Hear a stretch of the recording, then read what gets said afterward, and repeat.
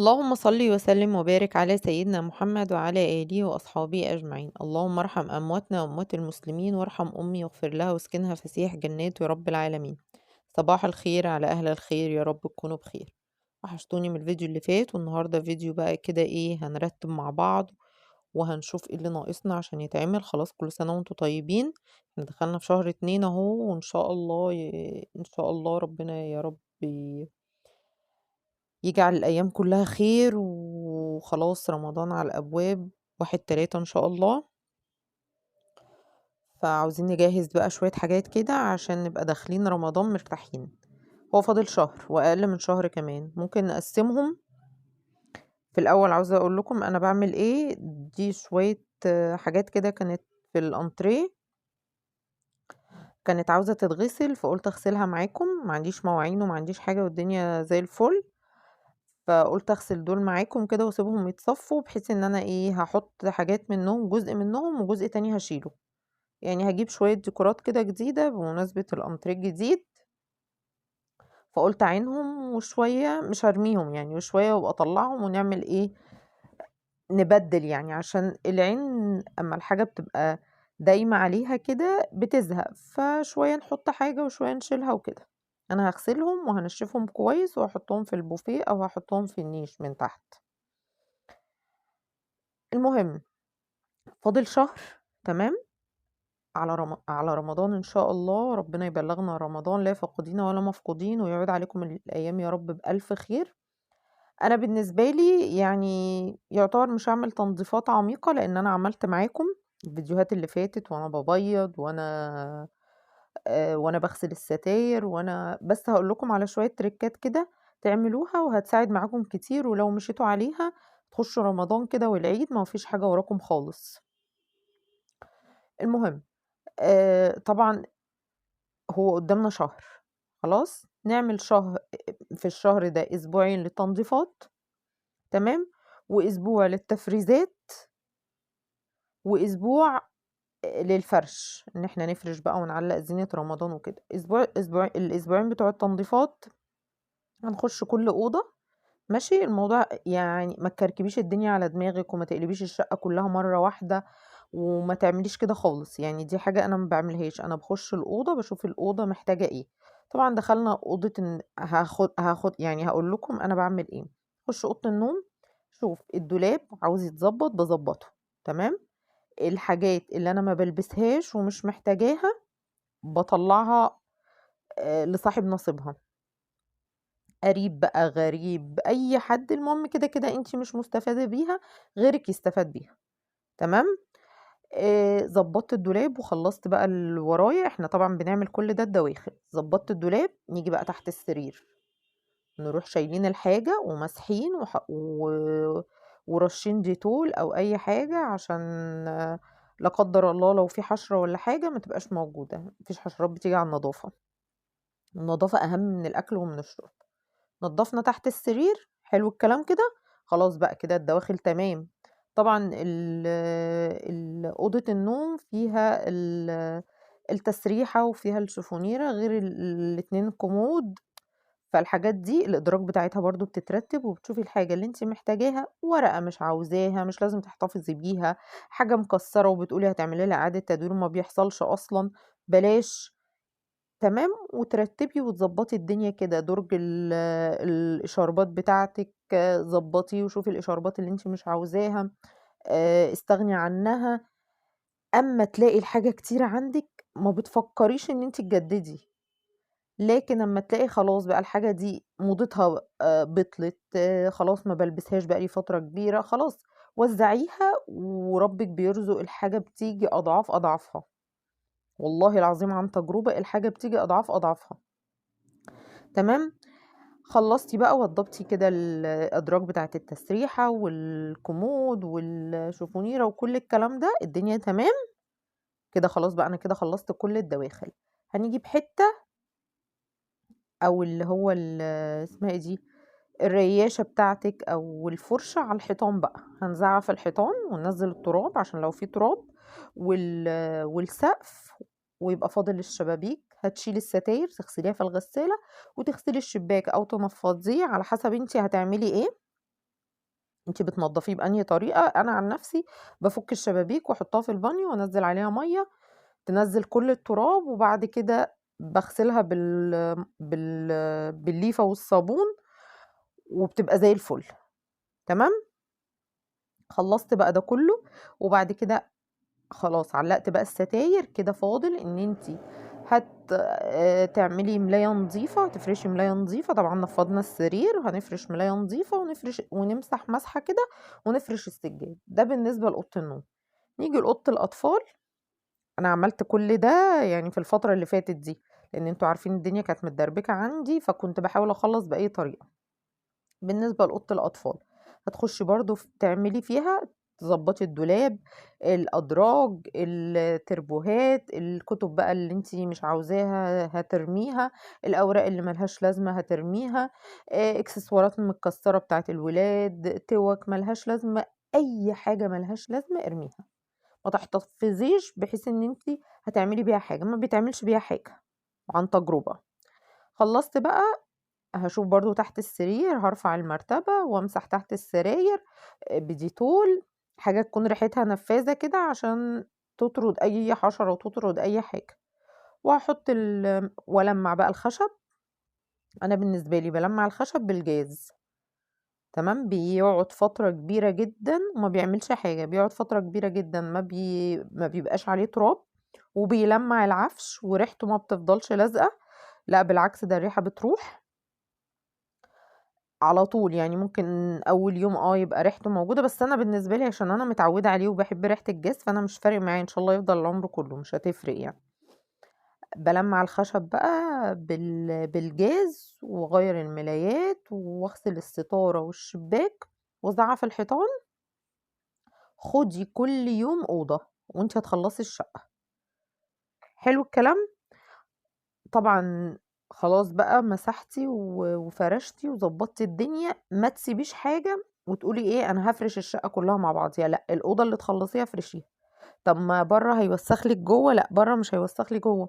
ما هو أنا كل ما باعمل أوضة ماشي، يعني أنا مثلًا عملت النهارده أوضة النوم، خلاص، باروح أجرّب المكنسة الشقة كلّها، بحيث إن أنا اللي برّه في فتافيت، في أي حاجة في الأرض ما تخشّليش جوّه. وباحاول بقدر الإمكان إن أنا أحافظ على الحاجة. خلّصت أوضة الأطفال، كده أوض النوم خلصت والحمد لله وتمام. باسيب للآخر آخر حاجة باعملها المكان اللي إحنا بنقعد فيه والتويلت والمطبخ، دول آخر حاجة أنا باعملهم. خلاص يوم عملت فيه أوضة النوم. وطبعًا أوضة النوم دي بيتعمل معاها غدا وبيتعمل معاها غسيل ونشير ولَم وتطبيق والولاد وطلبات جوزِك وكل الكلام ده. أنا ما قصّرتش في حاجة. أنا الأوضة ما خدتش معايا 3، 4 ساعات في اليوم كله. ماشي. وما عملتيش حاجة فوق طاقتِك وخلّصتِ حاجة من عليكِ. حلو.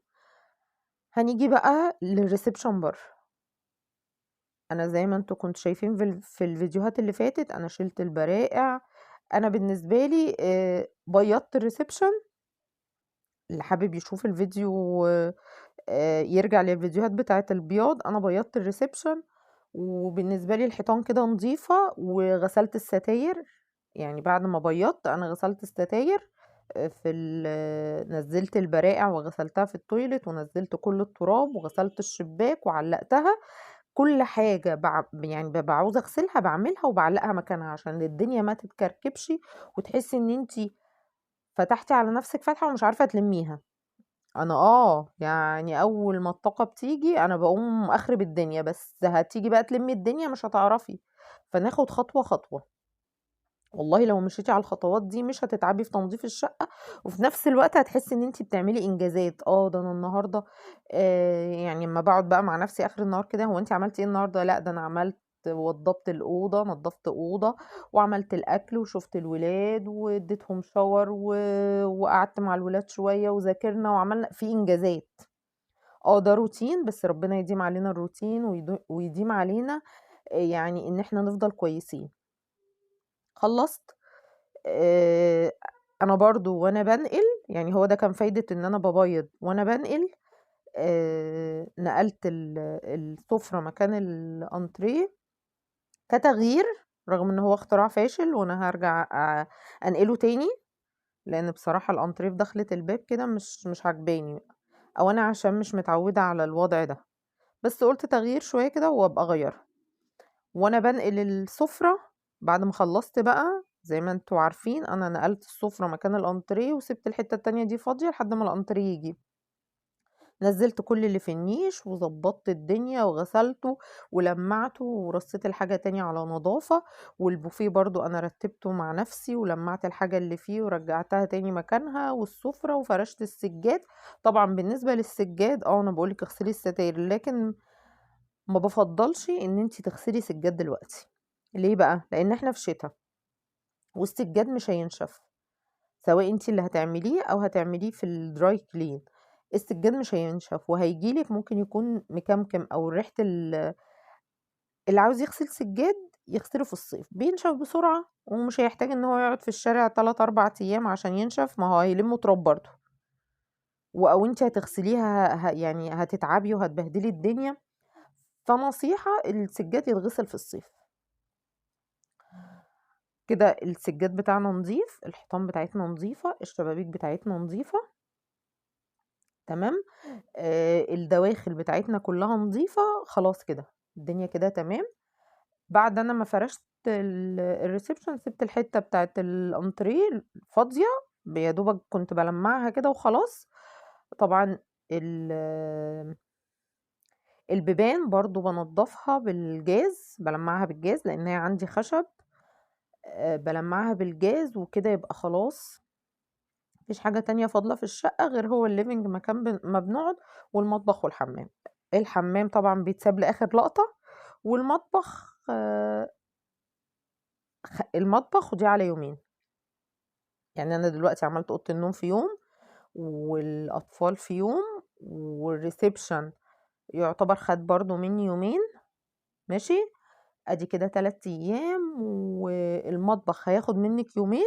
المطبخ هنعمل إيه، هننضّف الدواخل الأول، خُشي على ضرفة، ضرفة ونضّفيها، نزّلي اللي فيها ولمّعيها وحطّي الحاجة تاني، ولو الحاجة اللي جواها مش نضيفة ضبّطي اغسليها وسيبيها تتصفّى وبعد كده حطّيها. حلو، خلّصنا الدواخل في يوم. اليوم اللي بعده بقى هنعمل من برّه، أنا بانضّف الألوميتال، المطبخ بتاعي ألوميتال أنا بانضّفه باعمل جايبة هو ممكن تجيبي اللي هو المزيل الدهون ده، بس بيجيّر الحاجة، أنا حاطّة في بخاخ كلوركس ألوان ومَيّة وخَل، بيشيل لي أي دهون، وبعد كده بالمّع بالجاز. حلو، ده بالنسبة لبرّه.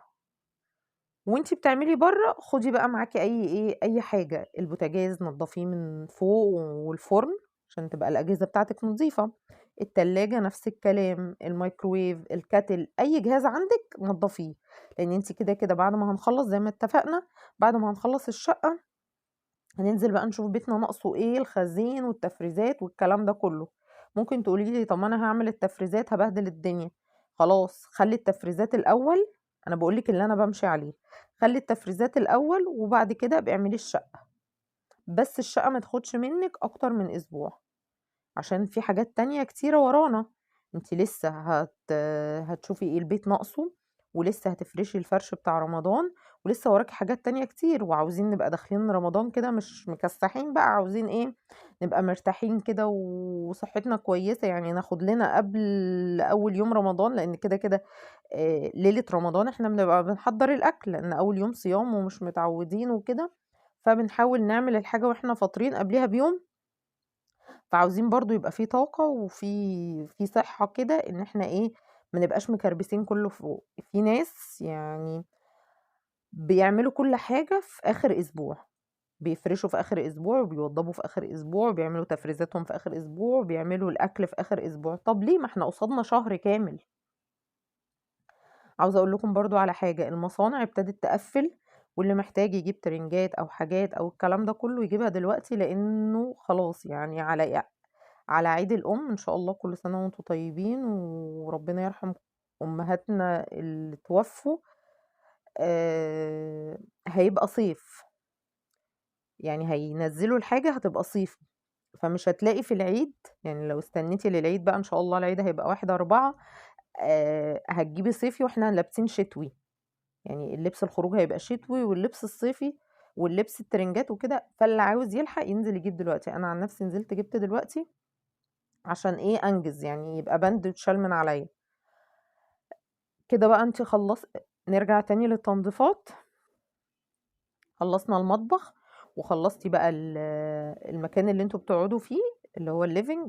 أنا دخلت وعملت بقى الأنتريه اللي محطوط، غسلت كل الحتت المتوسخة فيه ماشي، برضه بمَيّة وكلوريكس ألوان مدوباه في المَيّة، وقعدت بقى بليفة كده، ليفة نضيفة، قعدت أغسل وأنشّف بالفوطة، طلع بلاوي. طبعًا مطرح القعدة وبناكل وبنشرب وقاعدين وفرجة على التلفزيون وكل الكلام ده، فالأوضة دي أكتر أوضة شايلة الهرس بتاعنا.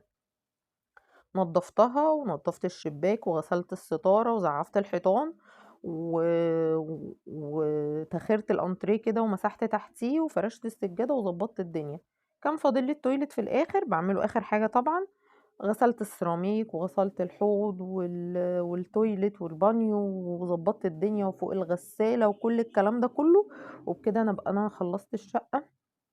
وهنا عاوزة أورّيكم إن الأنتريه جِه، بس طبعًا الأنتريه ده هيبقى ليه فيديو أنا عملت إيه وجِبت إيه وكل الخطوات اللي أنا مشيت عليها، بس أنا قُلت أورّيه لكم أفرّحكم معايا زي ما أنا فرحانة.